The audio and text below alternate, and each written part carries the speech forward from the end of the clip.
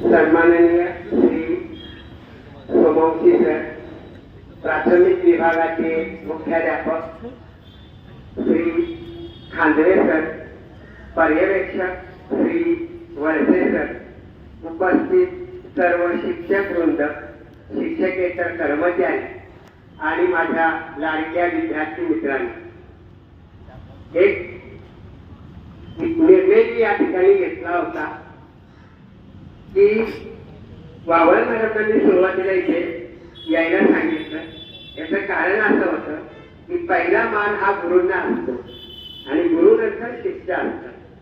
मला कळालं होतं की मॅडम महात्मा फुलेंवर बोलणार आहे आणि तुम्हाला सगळ्यांना माहिती आहे डॉक्टर बाबासाहेब आंबेडकर हे महात्मा फुलेंना आपले गुरु मानायचे आणि म्हणून पहिला मान हा गुरूंचा असतो आणि नंतर शिष्याचा, आणि म्हणून ती सुरुवातीला तो मान मॅडमला दिलेला आहे. एक शिक्षणाविषयी फार सुंदर कविता आहे. एक शिक्षणाविषयी फार सुंदर कविता आहे. प्यारा है तुम्हें स्वर्ग अगर तो तुम शौक से स्वर्ग में जाओ.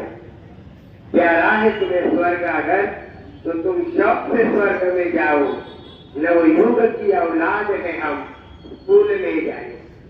नवयुग की औलाद है हम, स्कूल में जाए. स्कूल में जाके अ आ ई ई ऊ पढ़ेंगे. क ख ग घ की ताकत को हम पहचाने.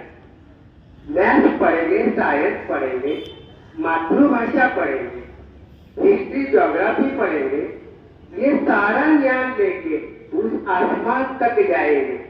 उस आसमान तक जाएंगे के बाद तुम्हारे अन्न श्रद्धा कर्म कांडों अनिष्ट रूढ़ी परंपराओं का किला हम जलाएंगे.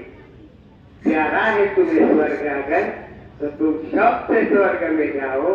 नवयुग की औलाद है हम, स्कूल में जाए.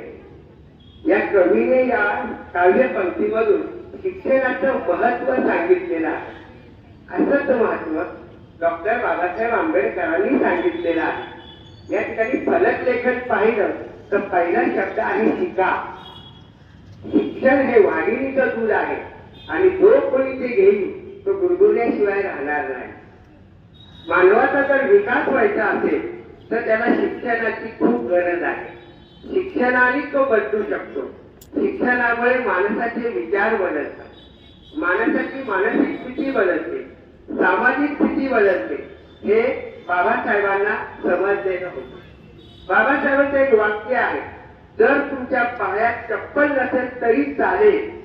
जर तुमच्या पायात चप्पल नसेल तरी चालेल, पण हातामध्ये पुस्तक असू द्या. हातामध्ये पुस्तक असू द्या आणि ते पुस्तक वाचण्याची जिद्द तुमच्या जवळ असू द्या. बाबासाहेबांच्या लायब्ररीमध्ये एकूण 35,000 पुस्तकं होती आणि ती सारी त्यांनी वाचून काढलेली होती. तुम्हाला सगळ्यांना माहिती आहे 7 नोव्हेंबर हा दिवस माहिती आहे का तुम्हाला? 7 नोव्हेंबर काय घडलं या दिवशी? 7 नोव्हेंबर काय घडलं नाही माहिती? 7 नोव्हेंबर 1900 हा डॉक्टर बाबासाहेब आंबेडकरांच्या जीवनातला शाळेचा पहिला दिवस. शाळेचा पहिला दिवस. आणि तुम्हाला सगळ्यांना माहिती आहे की प्रत्येकाचा शाळेचा पहिला दिवस खूप खास असतो आणि तो आयुष्यभर लक्षात राहतो. प्रत्येकाने आपला शाळेचा पहिला दिवस आठवा. माझ्या मुलाचा तर शाळेचा पहिला दिवस आयुष्यभर लक्षात राहण्यासारखं आहे. आमचे शिक्षकही लक्षात ठेवतील, शाळाही लक्षात ठेवेल आणि मी पण लक्षात ठेवेल. म्हणजे आयुष्यामध्ये शाळेचा जो पहिला दिवस असतो हा खूप महत्वाचा असतो. 7 नोव्हेंबर हा बाबासाहेबांच्या आयुष्याचा पहिला. आणि मग त्या दिवशी बाबासाहेबांच्या आईने त्यांचं आवरलं, सर्व काही शाळेचं आवरलं आणि जात असताना त्यांना काही गोष्टी समजावून सांगितली. वय लहान होतं पण कळण्या इतपत वय म्हणजे काय म्हणतात ते शब्द कळण्या इतपत त्यांची परिस्थिती होती का ती माहीत नाही. परंतु त्यांच्या आईने त्यांना सांगितलं, हे बघ भीमा, तू शाळेत चाललाय, आज तुझा पहिला दिवस आहे, पण तिथं गेल्यानंतर तुला योग्य तो मान सन्मान मिळेल असं नाही. कदाचित तुझ्या वाट्याला काही अपमानाचे क्षणही येतील, पण तू मनातून नाराज होऊ नको. त्यावरही तू मात कर. ज्या गोष्टी आपल्याकडे नाहीत, बघा बाबासाहेबांच्या आईचं वाक्य किती सुंदर आहे. ज्या गोष्टी आपल्याकडे नाहीत त्याची खंत बाळगू नये. ज्या गोष्टी आपल्याकडे आहेत त्या आणखीन चांगल्या कशा होतील याकडे तू लक्ष दे. जी गोष्ट आपल्या हातात नाहीये ना त्याची खंत बाळगू नको. म्हणजे तुझ्याजवळ आहे ना त्याचा तू चांगला उपयोग कर आणि तू पुढे जा. बाबासाहेबांना या वाक्याचा अर्थ शाळेत गेल्यानंतर कळा. मुलांनो, आयुष्यामध्ये स्वतःला कधी एकटं समजत जाऊ नये. कधीही स्वतःला एकटं समजायचं नाही. कधीही माझी ताकद नाहीये. तुमच्या ताकदीमध्ये तुमच्या आईवडिलांची ताकद ऍड करा, मिळवा. तुमच्या शिक्षकांची ताकद मिळवा, तुमच्या नातेवाईकांची ताकद मिळवा, समाजाची ताकद मिळवा. आणि किती मोठी ताकद तयार होते बघा. बाबासाहेब घडले, बाबासाहेबांच्या घडण्यामध्ये खूप जणांची ताकद आली आणि त्यातून एक पॉवरफुल ताकद निर्माण झाली. लक्षात घ्या, सर्व ताकद एकत्र आल्यानंतर एक खूप मोठी ताकद निर्माण झाली. ती बाबासाहेबांच्या रूपात आपल्याला पाहायला. आता याचं कारण काय होतं तर त्या काळची चातुर्वर्णीय व्यवस्था आणि त्या काळचे धर्मग्रंथ. धर्मग्रंथांमध्ये अनेक चुकीच्या गोष्टी होत्या. 4 वर्ण होते आणि या 4 वर्णामध्ये जो शेवटचा वर्ण होता तो होता शूद्र. या शूद्र वर्णामध्ये जवळजवळ 400 ते 500 जाती होत्या. शूद्र वर्णामध्ये 400 ते 500 जाती होत्या आणि याच्या सगळ्यात खालच्या स्तरावर डॉक्टर बाबासाहेब आंबेडकर ज्या समाजातून येतात त्या महान समाजाची जात त्याच्यामध्ये होती. आणि त्याच्यामुळे मग या चातुर्वर्णीय व्यवस्थेने या धर्मग्रंथांनी बाबासाहेबांना खूप म्हणजे खालच्या पातळीवर ठेवलं होतं. बाबासाहेबांनी या सर्व धर्मग्रंथांना नाकारून या जगातील या भारतातील सर्वोच्च ग्रंथ तयार केला. कोणता आहे तो? कोणता ग्रंथ बाबासाहेबांनी तयार केलाय? या भारताचं संविधान सर्वोच्च ग्रंथ आहे. तो सर्व धर्मग्रंथांचं प्रामाण्य नाकारून त्यांनी हा ग्रंथ तयार केला. शाळेमध्ये गेल्यानंतर त्यांच्या वाट्याला खूप अपमान आला. खाली बसावं लागायचं, कुणी पाणी देत नव्हतं, त्याच्यासोबत कुणी जेवत नव्हतं. आणि बाबासाहेबांना मनात वाटायचं की हे सर्व निरर्थक आहे. हे सर्व निरर्थक हे लोकांना कधी कळायचं? लहानपणापासून ते अत्यंत विचारवंत होते. शिक्षण पूर्ण झालं नंतर ते कोलंबिया विद्यापीठामध्ये गेले. कोलंबिया विद्यापीठामध्ये आम्ही तुम्ही गेलात तर त्या कोलंबिया विद्यापीठामध्ये एकट्या बाबासाहेब आंबेडकरांचा फोटो आहे.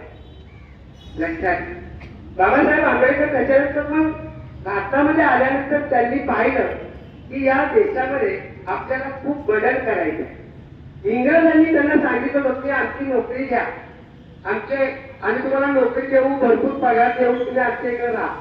परंतु बाबासाहेबांनी ते नाकारलं. बाबासाहेबांना बोधिसत्व असं म्हणतात.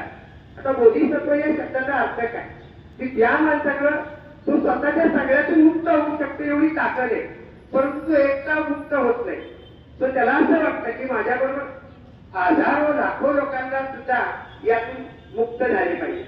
आणि अशी लोक जी समाजासाठी राबतात, फक्त स्वतःचा विचार नाही करत, समाजाचा विचार करतात, त्यांना बाबासाहेब, त्यांना बोधिसत्व असं म्हणतात.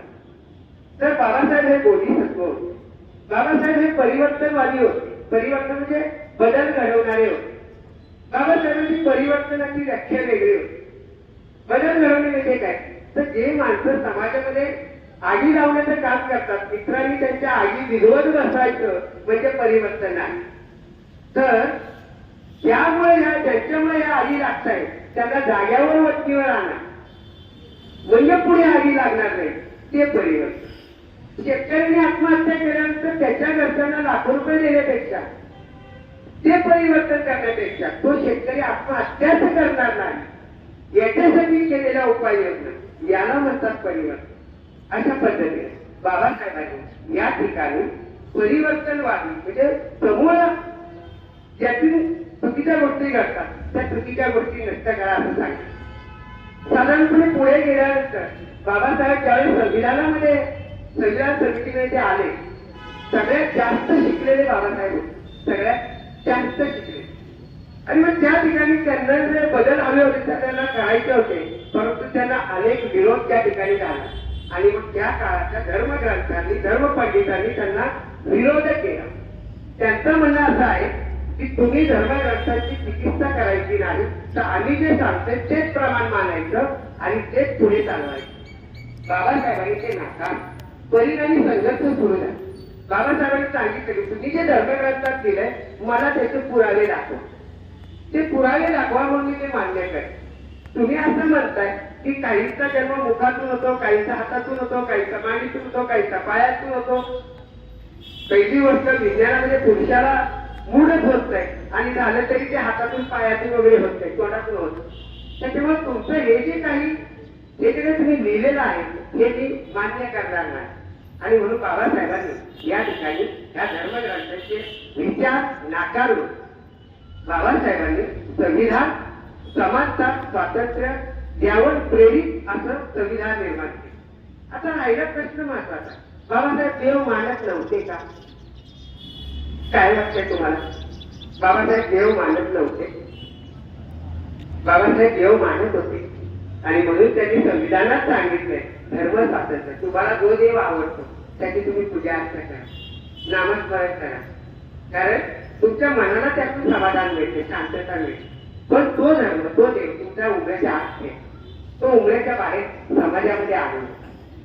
अशा पद्धतीने बाबासाहेबांनी अंधश्रद्धा कर्मकांड रूढी परंपरा वेगळं याच्यामध्ये अडकलेला देव नाकारला आणि विज्ञानावर आधारित देव हा बाबासाहेबांनी स्वीकारलेला. शेवटी एक मला एक खंत बोलून दाखवायची वाटते. आता मी बऱ्याच वेळेच्या तोडून ऐकले की बाबासाहेब हे दलितांचे नेते होते, हे पूर्णपणे चूक आहे. अस्पृश्य समाजाचे नेते होते, हे पूर्णपणे चूक आहे. स्वतः सूर्यवा ती युवन ओन लाईट हे बाबासाहेबांचं वाक्य आहे. अपुदीप भव म्हणजे तुम्हीच तुमचा प्रकाश जीवनामध्ये त्याच्या वेळेस अंधारात सापडा. बाबासाहेबांचं वाक्य लक्षात घ्या आणि स्वतःचा प्रकाश व्हा आणि स्वतःच्या प्रकाशामध्ये जीवनाचा प्रवास करा. जय हिंद, जय महाराष्ट्र, जय हिंद.